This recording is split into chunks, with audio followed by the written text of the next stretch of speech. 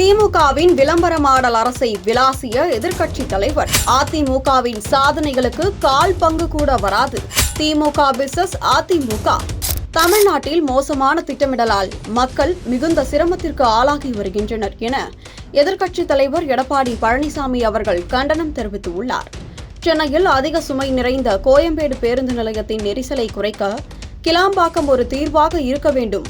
ஆனால் இந்த திட்டம் மயில் இணைப்பு இல்லாமல், முடிக்கப்பட்ட சுரங்க பாதைகள் இல்லாமல், ஒருங்கிணைந்த போக்குவரத்து திட்டம் இல்லாமல் அவசரமாக செயல்பாட்டுக்கு வந்தது.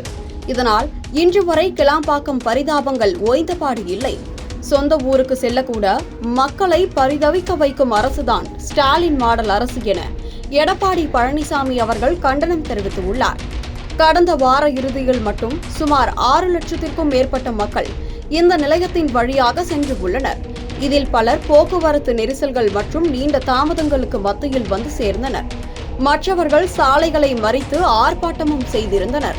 இப்படி மோசமான திட்டமிடலால் மக்கள் தான் மிகுந்த சிரமத்திற்கு ஆளாகி வருகின்றனர். இதை அனைத்திந்திய அண்ணா திராவிட முன்னேற்றக் கழகம் ஆட்சியுடன் ஒப்பிட்டு பார்க்கையில் எங்களின் தொலைநோக்கு பார்வையை 2023 திட்டத்தில் நாங்கள் கற்பனை செய்து ஆவணப்படுத்தினோம். ஒரு முழுமையான உள்கட்டமைப்பு மாற்றம், மோனோ ரயில் சாத்தியக்கூறு ஆய்வுகள், புறநகர் ரயில் மேம்பாடு மற்றும் மல்டி மாடல் ஒருங்கிணைப்பு இவை பளிச்சிடும் அறிவிப்புகள் அல்ல. அவை உள்ளடக்கிய வளர்ச்சியை அடிப்படையாக கொண்ட வரைபடங்கள்.